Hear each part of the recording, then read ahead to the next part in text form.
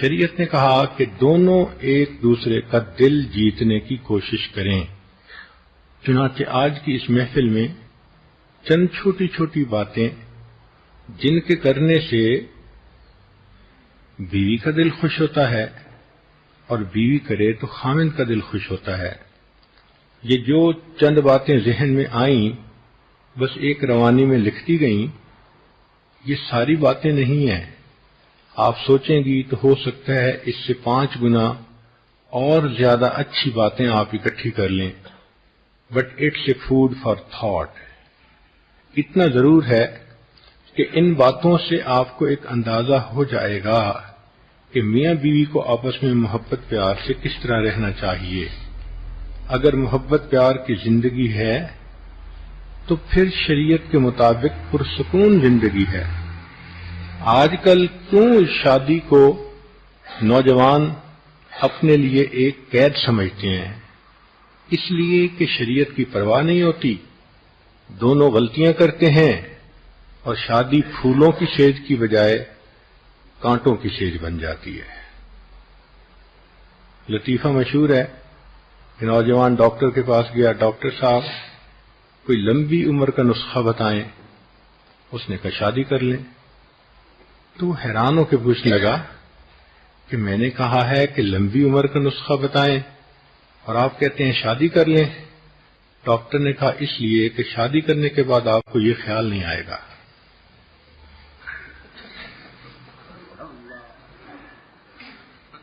تو جب شریعت کی خلاف ورزی کی زندگی ہو تو پھر یوں پریشانیاں ہی پریشانیاں ہوتی ہیں، اور اگر شادی کی زندگی محبت پیار کی زندگی نبھانی ہے تو شریعت کو سامنے رکھ کے زندگیاں نبھا لیں۔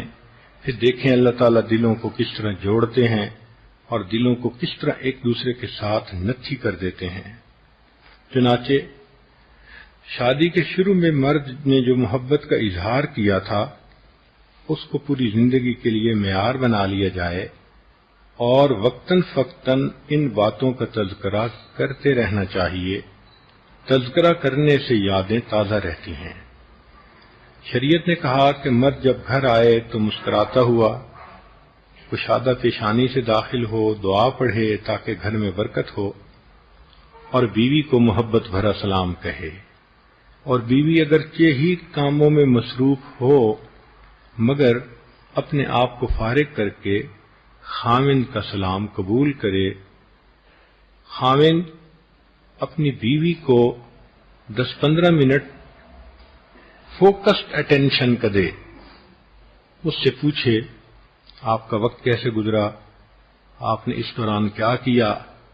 اللہ نے عورت کی طبیعت میں فرما برداری رکھی ہے تو ایک ماتحت ہونے کی وجہ سے اس کی فطرت ہے کہ اس سے کارگزاری پوچھی جائے۔ اب اپنا میاں ہی نہیں پوچھے گا تو یہ کس کو بتائے گی، کس کے سامنے دل کھولے گی؟ تو عورت کا جی خوش ہوتا ہے اور اسے فیلنگ ملتی ہے کہ میرے خاوند کو میری زندگی میں دلچسپی ہے، تبھی تو پوچھ رہا ہے کہ وقت آپ کا کیسے گزرا۔ تو اگر بیوی بتائے میں نے یہ کیا تو ایک آدھ سوال بھی پوچھ لیں تاکہ اس کو یہ احساس ہو کہ فقط یہ بات ایک کان سے سن کے دوسرے سے نکال نہیں رہا بلکہ سوچ بھی رہا ہے اور شیئر بھی کر رہا ہے میرے ساتھ، میری زندگی میں اس کو واقعی دلچسپی ہے۔ وقت تھوڑا لگتا ہے مگر ایسا کرنے سے بیوی کے دل کو سکون مل جاتا ہے۔ کبھی کبھی پھولوں کا تحفہ بھی لائیں۔ ویسے تو شریعت میں خود بیوی کو ہی پھول سے تشبیہ دی گئی ہے۔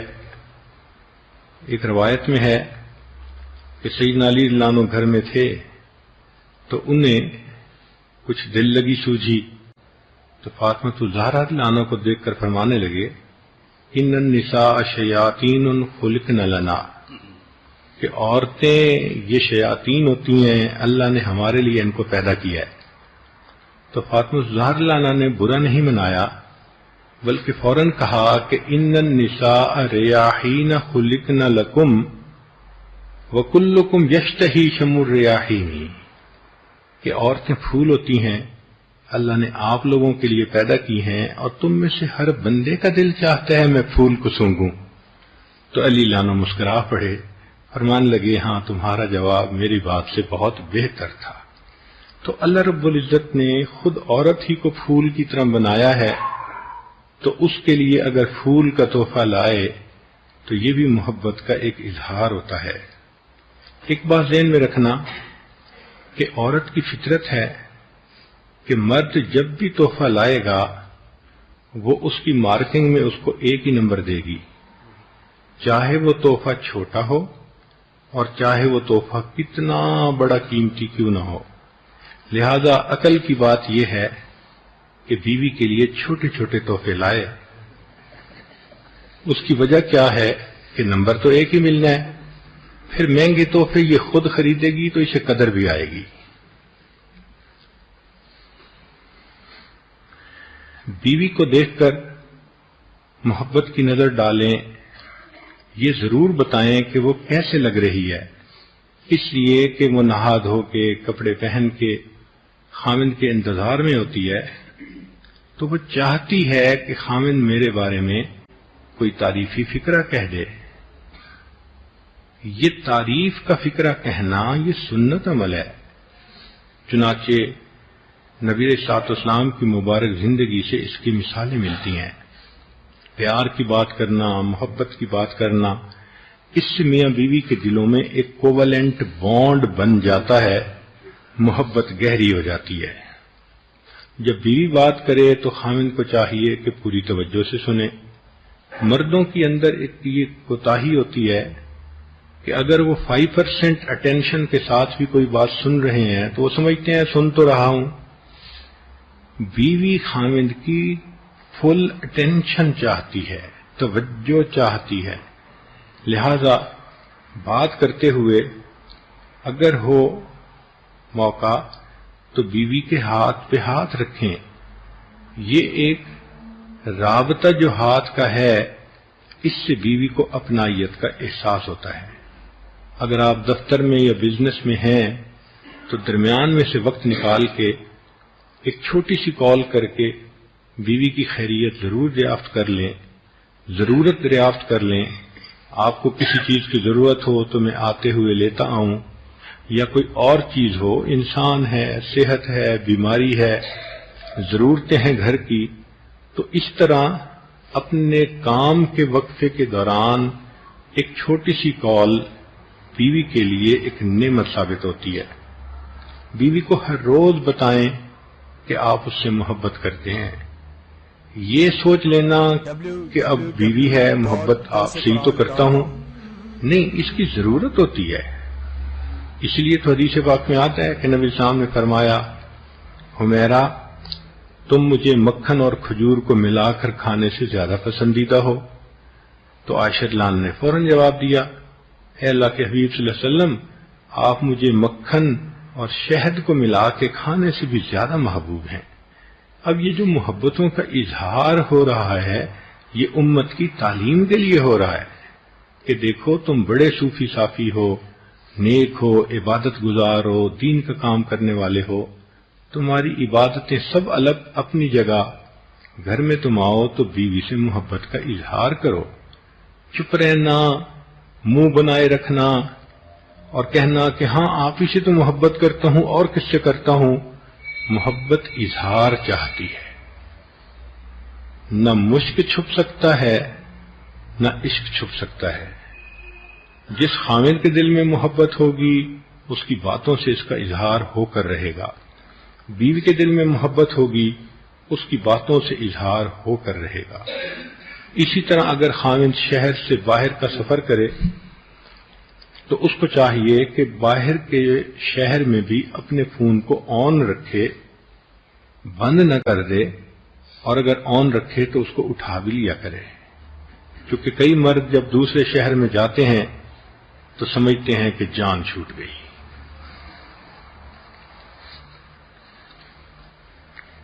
سنت یہ ہے کہ انسان نے سفر پر جانا ہو تو جانے سے پہلے بھی بیوی سے ملاپ کرے، اور اگر سفر سے واپس آنا ہو تو واپس آنے کے بعد بھی ملاپ کرے۔ حضرت شیخ الحدیث مولانا زکریا رحمۃ اللہ علیہ نے بھی اس کی بہت اہمیت لکھی ہے۔ مرد کو چاہیے کہ وہ بھی بیوی کے لیے اچھے کپڑے پہنے، خوشبو لگائے، اسوہ صحابہ پر عمل کرے۔ چنانچہ ایک صحابی کے بارے میں آتا ہے کہ وہ بہت اچھی خوشبو لگا کے رکھتے تھے، تو پوچھنے پر انہوں نے فرمایا کہ میری 2 بیویاں ہیں اور میرا جی چاہتا ہے کہ میں ان کے لیے ایسا بن کے رہوں کہ ان کے دل میرے پاس آ کر مطمئن ہو جائیں۔ شریعت نے کہا کہ اگر خامن بیوی سے خصوصی وقت لینا چاہتا ہے تو اس کے لیے پیغام بھیجے۔ صحابہ نے کہا اے اللہ کے حبیب صلی اللہ علیہ وسلم، قاصد بھیجنے سے کیا مراد؟ تو فرمایا کہ بوسہ یہ ایک قاصد ہوتا ہے، یعنی بیوی کو محبت کی نظر سے دیکھنا، کوئی ایسا لفظ بولنا کہ بیوی کو پتہ ہو کہ خامن ملاپ چاہتا ہے، یا بیوی کو بوسہ لینا، یہ سب چیزیں۔ اب دیکھیں شریعت کی کیا خوبصورتی ہے کہ پہلے سے اگر ایک بات کر دی جائے گی تو دوسرے بندے کا ایک ذہن ہوتا ہے، اگر وہ پہلے کسی کام میں مصروف بھی تھا تو اب ذہن بن جانے کی وجہ سے اس کو میل ملاپ کی بھی دلچسپی زیادہ ہو جاتی ہے۔ یہ کوئی کام ایسا تو نہیں کہ انسان جانور کی طرح آئے اور ایک دوسرے کے ساتھ مل لے، انسان ہے، باتیں ہیں۔ چنانچہ شریعت نے بتایا کہ جب میاں بیوی آپس میں وقت گزارنا چاہتے ہیں تو وہ آپس میں ایک دوسرے کے ساتھ کچھ دیر محبت پیار کی باتیں کریں تاکہ ان کے دلوں کو اس سے سکون مل سکے۔ کبھی کبھی گھر کے اندر بغیر جنسی باتوں کے ویسے مزاح کی کیفیت کر دینا یہ بھی مرد کی ذمہ داری ہے۔ روکھا پھیکا رہنا، رف اینڈ ٹف رہنا، سیریس رہنا، یہ شریعت نے اچھا نہیں سمجھا۔ کوئی ایسی بات کر دی، کوئی لطیفہ سنا دیا جس سے کہ طبیعتوں کے اندر انشراح آ جائے، خوشی آ جائے۔ مثال کے طور پہ ایک سکھ کی بیوی کو لیبر پینز تھی، تو اس نے اس کو سائیکل موٹر پہ پیچھے بٹھایا اور تیز تیز بھگا کے لے جا رہا تھا۔ اس کے دوست نے دیکھا، پوچھا کہاں جا رہے ہو؟ کہنے لگا یہ پیزا ہٹ کی طرف جا رہا ہوں۔ اس نے کہا پیزا ہٹ جا رہے ہو؟ کہنے لگا ہاں، بیوی کو لیبر پینز ہو رہی ہیں اور وہاں میں نے سائن بورڈ پڑھا تھا، لکھا ہوا تھا کہ ڈیلیوری فری ہے۔